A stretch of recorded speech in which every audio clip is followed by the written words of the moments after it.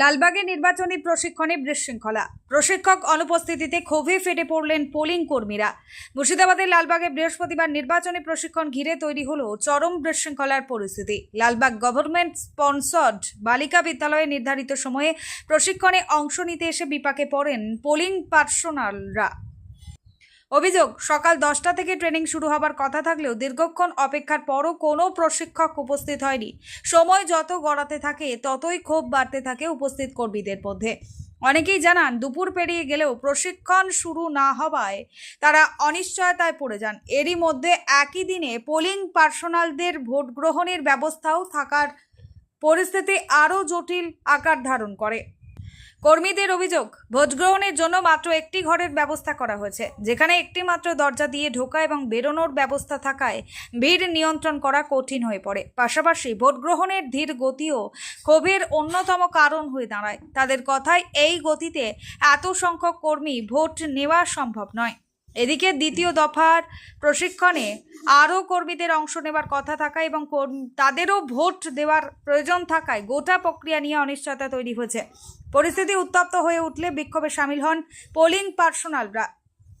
খবর পেয়ে ঘটনাস্থলে পৌঁছন প্রশাসনের উচ্চপদস্থ আধিকারিকরা, যার মধ্যে ছিলেন মহকুমা শাসক, পুলিশ আধিকারিক ও স্থানীয় থানার প্রতিনিধিরা। তারা পরিস্থিতি নিয়ন্ত্রণে আনার চেষ্টা চালান, যদিও প্রশাসনের পক্ষ থেকে এখনো পর্যন্ত কোনো আনুষ্ঠানিক বিবৃতি দেওয়া হয়নি। তবে পরিস্থিতি স্বাভাবিক করার উদ্যোগ নেওয়া হয়েছে বলেই জানা গিয়েছে।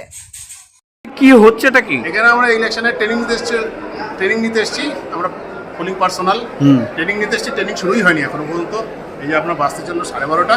কটার সময় ট্রেনিং ছিল? ট্রেনারদেরও গল্প নাই। কটার সময় ট্রেনিং ছিল? 10টা ট্রেনিং ছিল। আমরা 10:15 এসেছি সকালে।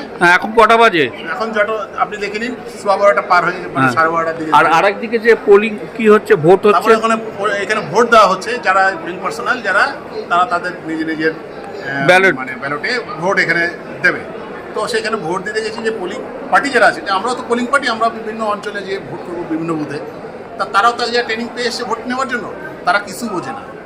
বোঝে না বুঝে না বোঝার ভান করছে, যাতে প্রোগ্রামটা লিঙ্গার করা যায়, এরকম কোনো উদ্দেশ্য আছে কিনা আমি জানি না। এটা আমার ধারণা করে আপনাকে বললাম।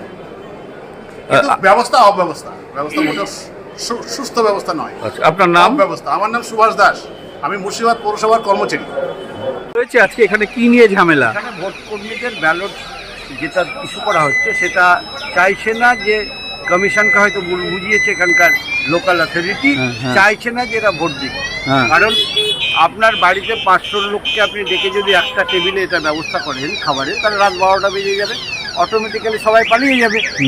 সেটা চাইছে না যে কমিশনকে ভুল বুঝিয়ে যেন ভোট না দিতে পারে তার ব্যবস্থা। কিন্তু আমরা চাইছি ভোটটা দিতে, আমরা খুব কষ্টের উপর দাঁড়িয়ে আছি, কিন্তু যা অবস্থায় রাত গড়িয়ে যাবে হয়তো ভোট। কটার থেকে আরম্ভ হয়েছিল?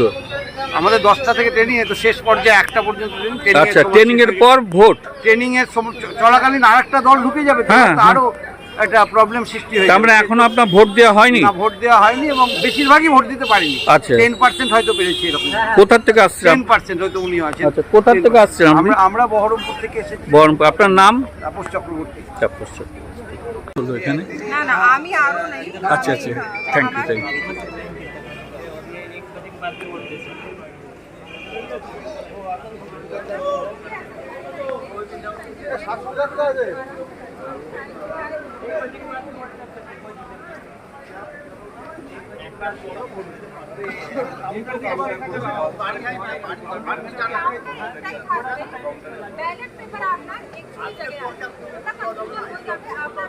ঠিক আছে, তোকে দেখছি সেকেন্ড টাইম ট্রেনিং হয় না, এসপিও ট্রেনিংকে দিয়ে যাবে না, এটা দিয়ে না, এই যে অফিসে কালকে থেকে ভোট হবে। ট্রেনিং এর সময় দিয়ে দিল না এখানে।